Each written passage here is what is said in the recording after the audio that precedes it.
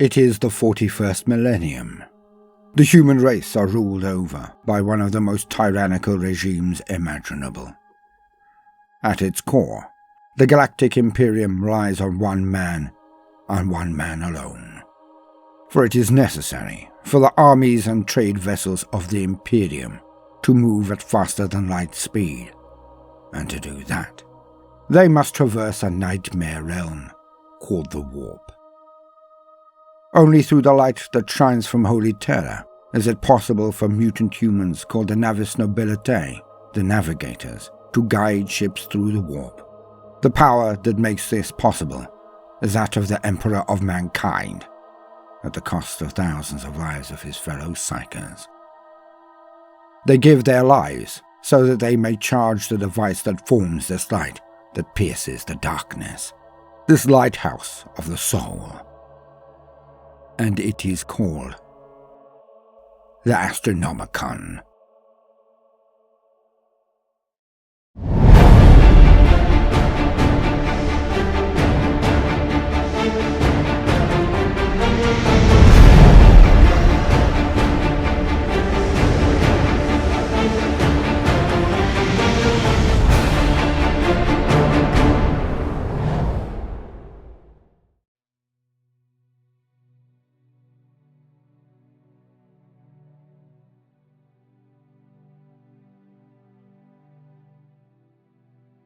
It is gone. I cannot believe it is gone. For more than 10,000 years it has shined, without waxing, without waning. In an ever-changing world of horror and brutality, with our enemies baying at our gates ready to tear us all apart. It was our one stable, our one static point, ever shining, always constant. A dazzling beam of light that bathed us all. For I am one of the few, one of the gifted. I am Navis Nobilitae. I was born with a stable mutation, so much like another race, some say. But in essence, we are still human. Some believe we are more human in reality, a leap forward in the evolution of our kind. But I do not bother with such mental gymnastics. They are the fruits of boredom. For I am always busy, always active. Not with my body, perhaps. I maintain it as much as it requires. I feed it, exercise it, groom it, perform its necessary upkeep. But it is just a shell, my vehicle. Like all of humanity, I am a luminous being. Some might not see it that way, but that is literally because they cannot see what I see. For I can use my mutation, the real reason for my birth, my actual purpose, to look into the warp.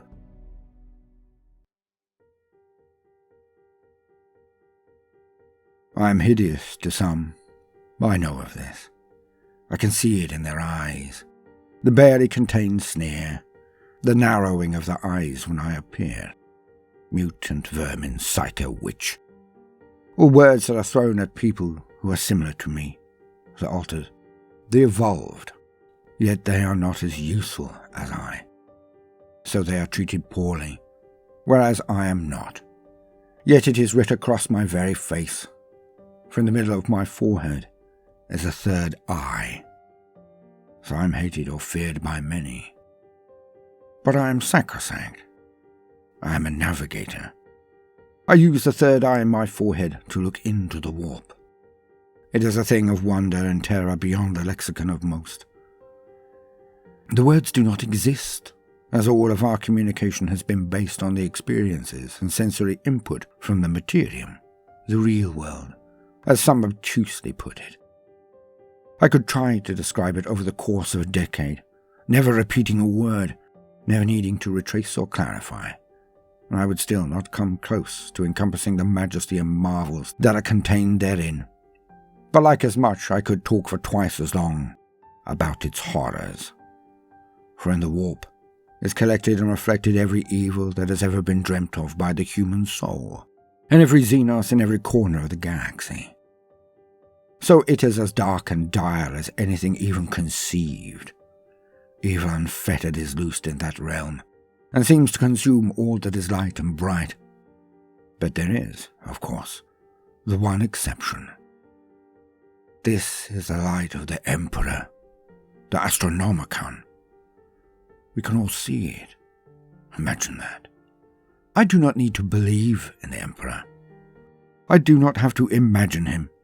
Do not have to pray to him with that niggling doubt in the back of my soul, tapping me on the shoulder and whispering in my ear, "The being you implore does not exist. Never existed.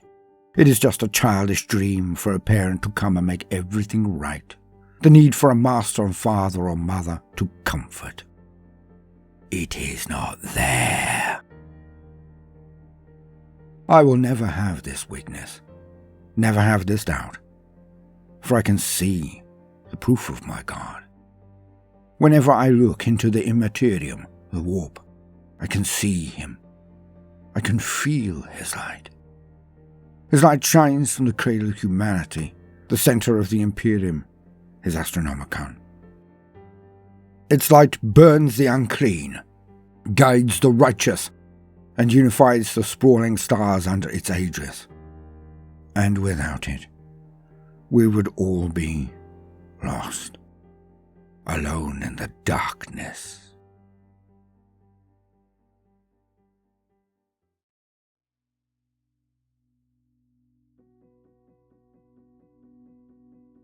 Welcome, gentle listener. I am Baldermort, your faithful servant, and I wish to introduce you to the forces, factions, and features of the Warhammer 40k universe, the grim darkness of the far future, where there is no time for peace, there is only time for war.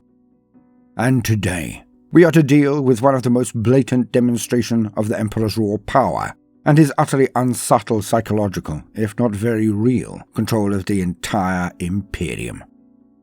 The Empire of humanity. It shows how he is the very heart of the Imperium, in not just a spiritual way, but down to the very core of every single individual under his aegis. For in the grim darkness of the far future, he is the savior of mankind, and without him, the God Emperor, we are all doomed. But what is the Astronomicon? What does it actually do? How is it maintained? And recently, why did it wink out and then come back on again? So let us get to it. What is the Astronomicon? The Astronomicon is one of the largest buildings in the entire galaxy, built within the confines of the continent-sprawling Imperial Palace on Terra. It is connected to the Holy Golden Throne itself, where the Emperor has sat perpetually dying for the last 10,000 years or more. And it is intensely simple in its basics, for it generates a light in the warp so bright it can be seen by most of the galaxy. In Warhammer 40k, the only way to move faster than light is to tear a gateway into a subrealm called the warp. Look at it like a psychic plane, but see my video linked in the description on the warp and its denizens for further details. The long and short of it is that this realm has demons in it. Entities of vast power that despise humanity and wish to feed on our essence, our very souls. So most ships, certainly all human ones, have what is called a Gala field to keep these beings out. So when the ship enters the warp, think of it like a bubble with the vessel at its center, then entering a fluid space that has currents and evils within. But it is not a direct copy of the real world, so it is near impossible to judge where one is. And if that is the case, then one is lost. Coming out of the warp randomly could end up with you appearing at the heart of a star, so it is not without its dangers. The way that navigators can use their third eye to see into the warp allows them to see the light of the Astronomicon. Hence from that one point, the eternal sailor's North Star, they can traverse the warp and know where to come out of it again. The Astronomicon is the generator of that light. It is not infallible nor infinite. It shines approximately 70,000 light years from its source on Terra, and the galaxy is large, and Terra is not at its center. So there are edges where it is not there at all. Some say this is why the galaxy entire has not been taken by the Imperium. for its ships can do naught but bunny hop dangerously through tiny jumps instead. Too slow to be effective, too dangerous to be embarked upon without cost. But at its edges, it is also weaker, so it has important limitations. How is it maintained? The Emperor created the Astronomican, purportedly from his own designs.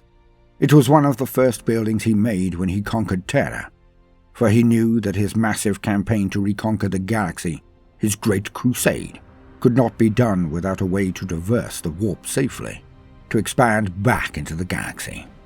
Originally, it was the Emperor who powered the Astronomican, with his phenomenal godlike power.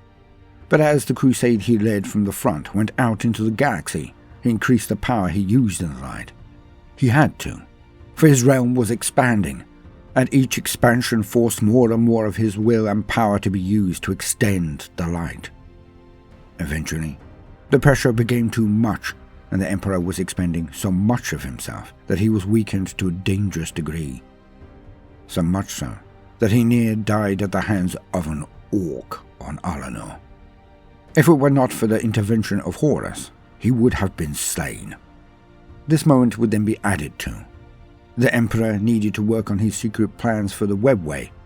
Meant he had to return to Terra, to be closer to the Astronomican, so it did not drain him so much, so he could attempt to forge a way into the subrealm known as the webway, a place where humanity could traverse the stars without requiring to enter the warp. But his removal from the Great Crusade left Horus in charge. It led to the heresy. But I have spoken at length about that in prior entries. In the days of woe that ensued, the Emperor was forced to devote even more of his power to keeping back all of the hordes of hell, for when he was making his webway portal, he did so on Terra. Behind his golden throne, the seat of his power, and the augmenter that made all of it possible. But the Primarch of the Thousand Suns, Magnus the Red, burst through his wards and protections in desperation to get a message to his father. The message that the War Master, Horus, had turned to evil, had been corrupted by the dark gods of chaos. But by doing so, he crashed through all of the defenses the Emperor had erected to keep the warp out. And when Magnus burst the bubble, the tsunami of evil hordes struck. They attacked Terra from their side of the gate remorselessly. Hence the Emperor ordered the capture of Magnus, but this instead led to his death at the hands of Leman Russ, as the War Master changed his orders in the hopes of the Thousand Suns turning also to chaos out of sheer desperation. For Leman Russ and his space wolves were the Emperor's executioners, and none could stand before them and the forces they had brought to the fray. Why the detail? Context. For the Emperor was so stretched that he could direct the Astronomican, but he could not power it while dueling with all the forces of hell, the four dark gods. And as a stopgap, it was decided that powerful psychers would be trained to maintain the Astronomican. They would provide the power, the Emperor would provide the will and direct it. But when Horus near slew the Emperor, he was shattered so badly that he has never recovered, and he had been reduced in strength. So the psychers in the Astronomicon would be a permanent feature. The Adeptus Astronomica are some of the most powerful and trained of all of their kind, psychers of prodigious ability, iron of will, fanatical of faith. But of course, they have to be, for they will be trained to enter a room that they will never exit.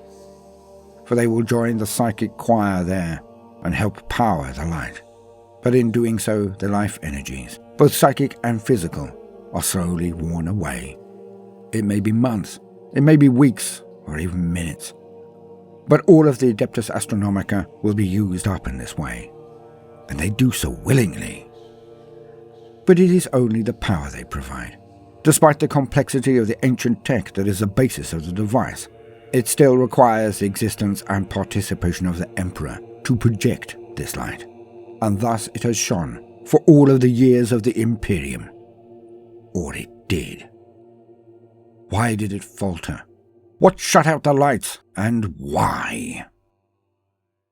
The 13th Black Crusade, led out of the Eye of Terror by Abaddon the Despoiler, smashed the Cadian Gate, and Cadia as a world.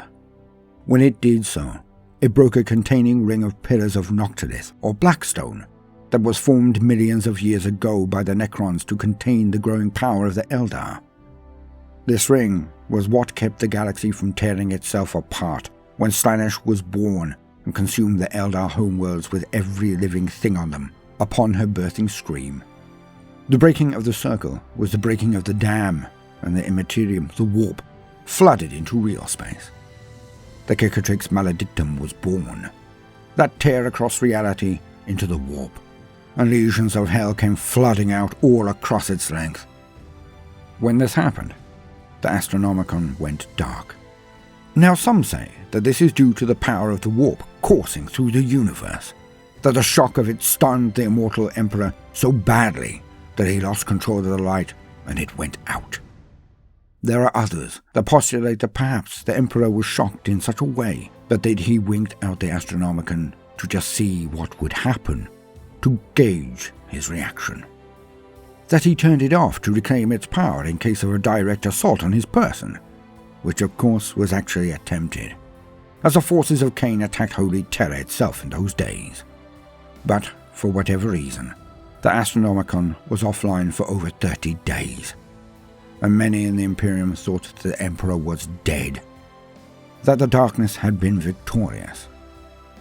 Millions of ships were lost in the warp, bereft of their guiding star, but it did come back on.